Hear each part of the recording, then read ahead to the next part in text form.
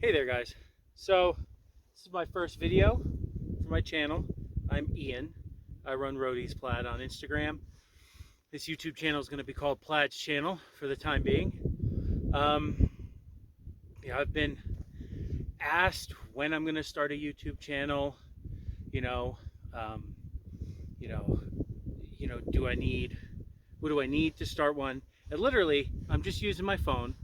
And for the most part, these videos, or at least these first videos on the channel, are going to be like one takes, where there's no breaks, there's no nothing, because I suck at video editing, but I want to get stuff out now while I'm learning how to do it, get the whatever the software, the app, whatever, to do it on both my phone and my computer. So I literally am using my phone with my little tripod my wife got me for Christmas. So bear with me. It's a little windy. I'm out here in the Franklin Mountains, Texas, New Mexico, and came out here to do a little field crafting, whatnot, and I felt like, why not do my first video while I'm here? So, on Instagram, the Q&As that I've done, and the posts that I've made with it, I've had dozens and dozens of guys ask me about my AR setup. So I thought, why not for the first video do a little what it is, you know, why I have it set up the way I have it, and just kind of general facts over the rifle. So let's start with the actual make of the rifle, the model of the rifle. It's a Windham Weaponry. I'm from Maine originally. I actually lived about 20 minutes away from the Windham Weaponry factory. Before it was Windham Weaponry, it was actually Bushmaster. Now, Bushmaster gets a bad rep, I think, nowadays because, little rabbit hole story, a guy named Richard Dyke owned Bushmaster firearms manufacturing. Was it like the mid to late 80s is when he started the company. They got military contracts to build M4s. You know, they were a premier firearms, especially an AR, mainly an AR platform. They did the beginning mainly AR-15s and some AR-10s. So the story goes that Richard Dyke sold the Bushmaster name, Bushmaster, just like the name of the company, for something like $160 something million to Remington Corporation. So, and this was in, I think, like 2008. So all Bushmasters before 2008 were made in Windham, Maine. And that was the, you know, the pinnacle of Bushmasters, you know, the, you know, back in the day, before, you know, how, you know, with expensive ARs today, but back in the day, Bushmaster was the expensive AR. $1,000 for an AR is a lot, you know, in 1999, 2002. So he sells the name Bushmaster to Remington Corporation for like $160 million, something crazy, a lot of money, and signs a 5-year no competition clause with Remington. So he shuts down the factory. Remember, he just sold the name.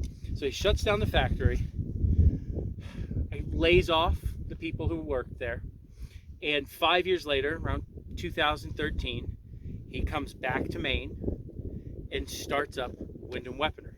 Same machinery, same parts, same manufacturing process that they had for Bushmaster, the pre-company sale Bushmasters. It just renamed Windham Weaponry. All the old guys who worked at the factory, a lot of them came back. I grew up working at a golf course. Part of the golf course was owned by Mr. Dyke.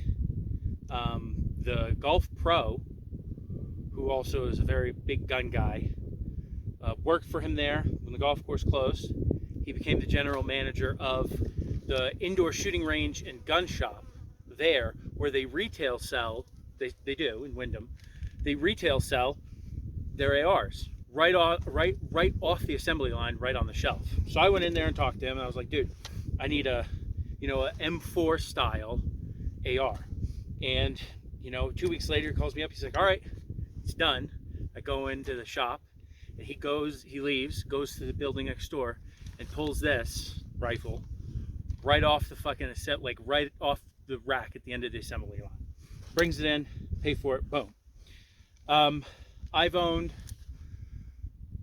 DPMS, I've owned original Bushmaster, before the sale and after the sale Bushmaster. I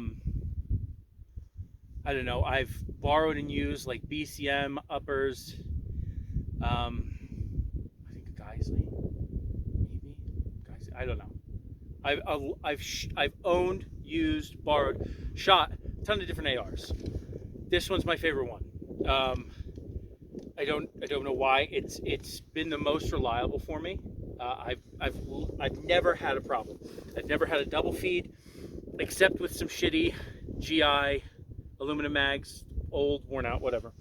So I've never really had an issue with feeding. It shoots everything you give it. Steel case, soft point, everything. So I cannot say enough about Windham Weaponry and the quality of the ARs. So that's the rifle itself, 16-inch barrel, what they call their MPC model, military, police, civilian. Normal A2 birdcage, flash hider on it, fixed front sight. Comes with it flat rail. It came with a carry handle too. Took the carry handle off. So that's the rifle. Yeah, A2 birdcage style. Then I replaced the fore end with a Knights Armament aluminum quad rail with a Knights Armament broom handle. Then I got a Streamlight ProTac 2 with a Cloud Defense LCS Mark II pad holder. And I've kept on the stroke. I like the stroke capability. So it's got the continuous on and off, and the pad on and off, and then the little quick double tap turns it to strobe. So that's the front end. Then the rear end this is a Brownells Car 15 Repro Retro style stock. It's not like some of the original car. I mean, there were 3 different types. There was a polymer type, a Bakelite type, and the aluminum Car 15 stocks. So I absolutely love it. It's small, it's minimalist. It's not like the old school Car 15s where it was literally completely collapsed or out all the way. There's just 2 positions. It's classic 4 position. I have a A1, M16A1 Car 15 style pistol grip. I like not having that nub that the A2 has. I just like being able to wrap my hand, like if I'm not quick shooting, but if I'm not necessarily precision shooting, but if I'm shooting at a longer range, I like to be able to just wrap my fingers up completely without having that nub in the way, and then I can kind of put my fingers on top of each other. See what I'm saying? So I like not having that nub. So both of those are from Brownells. I had a 20-inch barrel. It was not a zombie gun, a Franken gun with a bunch of different upper, lower, and barrel. And I put the Brownells M16A1 triangle fore end pistol grip and the A1 style stock. Fucking love that. I actually had the brown when they first came out. I mean, now was it 3-4 years ago when they first came out? I bought the brown set because they didn't have the black or the green in stock. So I bought a full brown set, and then like 2 years later, I got the full black set, and I had the money, so I was able to buy that. And then I got this rifle, got the Car 15, because the other thing too is the M4 that I was issued when I was in the Navy had a A1 style pistol grip and a Car 15 style stock with the, at first it was the thick, the big thick non-railed fore end, and then like the last year I had a Knights Armament quad rail on it with the 14.5. I'm not gonna pay fucking all the money to get a tax stamp to fucking have 1.5 inches of the barrel off. I do not give a shit. It does not matter to me. So this, without the light or the L can, was what I, with a carry handle, was what I had in the Navy with EOTech too for like the last year. So yeah, so it was when it was black, when it was brand new, I made it like a clone of my service rifle. Did a couple upgrades. I threw the flashlight on it. I've had the flashlight for years. Love the Streamlight. It's like 1,000 lumens or something fucking crazy like that. Yeah, so then the optic, I have fixed front sight, flip up rear, backup sight, Midwest Industries, flip up. I just, I think it's like mil spec. It's just one of those basic fucking posts, like what you see on, I think the Marines have, well, they have a Knights Armament one, I think, but just like that. I mean, I wasn't gonna spend fucking $400 on a Knights Armament one. When I think this is like 90 bucks, 80 bucks, 90 bucks. I've used it twice, so I think it's the job done. And then this is, everybody always asks, what optic is that? This is a L-Can M145C. So it's the squad automatic version of it. So it doesn't have, its reticle starts at 300 and goes up. So it doesn't have the 100, 200 that like a normal rifleman would, like the ones that the Canadians use. So it's the same model. The M145 is, you've got the M145, which is the infantry style model, and then the C, which is for squad automatic weapons. Got it at a crazy deal. Let's just leave it at that. It's a fucking incredible optic. Out here, I mean, that's why I put it on the rifle out for I had the EOTech on it, but then once we moved out here and I started getting out and about doing bushcraft, fieldcraft stuff, you need a magnified optic. You really do. There's no way you could be out here, right? There's no way you could be out here and accurately hit something over there.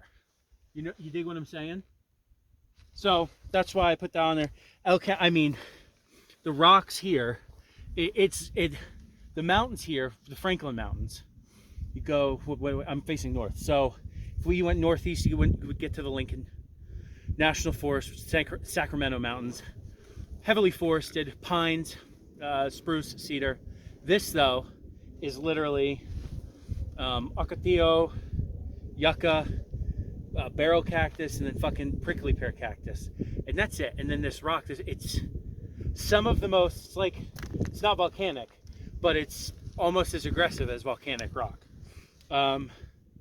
So there's not a lot of places to take cover, or there's not a lot of cover, there's not a lot of concealment. There's just these open spaces where being quote unquote, practicing, maybe small unit tactics or just individual scouting style tactics, it would behoove you to be able to get the first shot off before the dude over there gets to see you. You dig what I'm saying? So yeah, that's the, if we were somewhere like say up towards the Sacramento Mountains with the trees and the forested area, I probably actually would have the EOTech still on it with the option of using this, because in a heavily forested area, you're not going to shoot more than what, maybe 200 yards. It's like back home in Maine. Hunting season, deer hunt season, you're not going to be shooting more than 75 yards unless you're sitting on the edge of somebody's field, shooting across a field. When you're in the woods, that's why the number one cartridge used in Maine is 30-30. So yeah, so that's the optics or optic sight. And then my sling is Grave Solutions. Guy makes great stuff. I actually sent him a Portuguese M65 lizard camouflage shirt, and I sent him 3, and I was like, yo, if I send you these shirts, you can keep the material and make as many as you want, but can you just send me back a freaking sling, and I'll plug it in, because out of all the designs, I like the Edgar Sherman ones are nice. I just like being able to have that little bit of padding, like when I'm hiking, when I'm walking up here, having that little bit of padding across the shoulder really helps compared to just a thin piece of strap. Edgar Sherm's great. You know, what else? Blue Force gear. I had one of those. I had one of those issue uh, from when I was in the Navy. It was a Marines, and he gave it to me. He was leaving. He was like, "Fucking, I just swear." So, so I've used those. Not bad, but and it's also made out of the cotton material the shirt's made out of. So it's softer. It's just, I personally, I love it. And for the Car 15, I could thread the sling through the sling loops. What I actually did is I just used a grenade pin from I had probably half a dozen grenade pins laying around, and it's the most durable fucking O-ring you'll ever find. So I put that on there, and it holds the sling. It's great. I've never had an issue with that.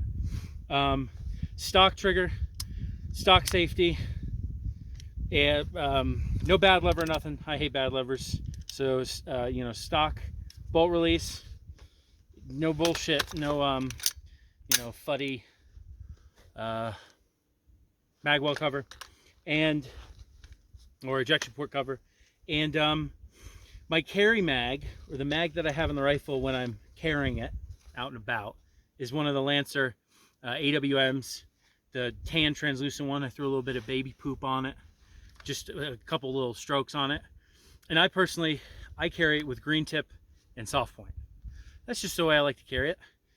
In my rig right here, I have green and then black, but in the magazine, I carry green because, say somebody has armor or something, it's nice to have the ability to fucking potentially penetrate it, depending on how many rounds you hit them with.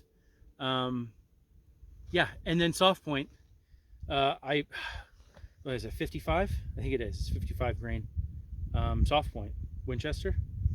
And you know, if you're not necessarily doing a double tap one and one, you know, soft point, trying to hit somewhere soft. So yeah, so that's the carry mag. I mean, I have P mags and GI aluminum mags in this rig. I got 6 here, and then I got another 6 on the belt kit. Total of 12. What's that? 12 times 3. And that's 360 rounds, so 390 rounds, right? Yeah, 390 rounds. And then Beretta with 2 extra mags.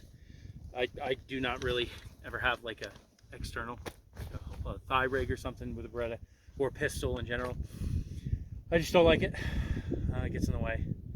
And why the fuck would I use a pistol out here somewhere like this, you know? So yeah, so there you go. So this is my first video on my AR rifle, my everyday rifle. I bring it everywhere with me. The only time I don't have this is like if I know I'm going to be in some type of bush, but like bush brush environment where it's thicker vegetation than this, and I bring my AK just for, you know, being able to punch through the brush. Plus, it's got I got an underfolder AK, so it's nice and compact for when you're going into tighter brush. Because there are some places, not here in the Franklins, but a little farther north in the Oregon mountains, where I would rather have that than this, because you really can't see that far when you're in the brush. So yeah, so I hope you guys enjoyed that little breakdown of the rifle. Every single piece of this rifle, I cannot rave about it, as I can't rave more than I already about them. The Knights Armament stuff is tried and true. Streamlight, I think they're phenomenal flashlights. You know, and the great thing is, it's not like it's a fucking $500, $700 flashlight. You bang it up and it breaks, then you gotta fucking replace it. I think this with the pad, and it was a deal for the Cloud Defense clamp. I think I paid like $225 on Optics Planet online, and they are having a sale. And I've had this for 5 years. On two different rifles. This is the most I've thrown it around. Not a single problem. Elcan, if you can get one. Even an Elcan. I would, if I had the money, I'd have an Elcan Spectre. Be able to go 1 to 6. but you know, this is fun. Yeah. Oh, and the paint. It is a mixture of moss green, a base layer of santan, light, not like heavy. It's not like a heavy coat. Base layer santan with moss green and green apple paint, spray paint, rattle can, whatever you want to call it. I think this A1 pistol grip is one of the brown ones. So this had a layer of baby poop on it beforehand. But yeah, the green apple is what gives it its, like the bright right here, but it's really not too bright. And then the tan, as it wears off, the tan kind of pokes out. So yeah, so there you go, guys. Thank you for watching. I'll be uploading more videos. This channel is going to be just kind of a compilation of videos. Not necessarily what I find interesting, but just a plethora of different things. Military history, bushcraft / fieldcraft, camouflage. I might be uploading some stuff that I have had to my Instagram to put it on the channel just for shits and gigs. Shooting. What else? Military, like I said, military history, and part of that, I'm into the ration. Steve 1989 here on YouTube. He's almost got like 2 million subscribers. The dude has been uploading videos for like what, 7-8 years now, and he just eats all these old. He just eats all these old military rations. I love it. I absolutely love his channel. When I'm bored, I'll go sit and watch, because he has hundreds of videos. I'll go sit and watch a video of fucking him eating some Danish ration from like 1970 something, or an old MRE from the 90s. So I might do some ration videos because I like to collect. I also have a pretty big military collection, memorabilia collection. So I like to collect small historical things you can hold, touch, and part of that is rations. So yeah, so I might do some ration videos too. But yeah, it's just going to be a compilation of all these things that you also see on my Instagram page that I post either on the story or just as a feed post. Yeah, so I'm just going to maybe cross post videos. So yeah, thank you guys for watching. I appreciate it. I don't think I'm big enough to say like and subscribe, whatever. I hope you guys enjoyed it, and we'll be coming back with some other cool stuff. I think I'll think for now I'll keep with the fieldcraft. Maybe once I start learning the video, I can maybe do some more historical, like military history stuff, just talking about it and going over things. So thank you guys. Have a great day.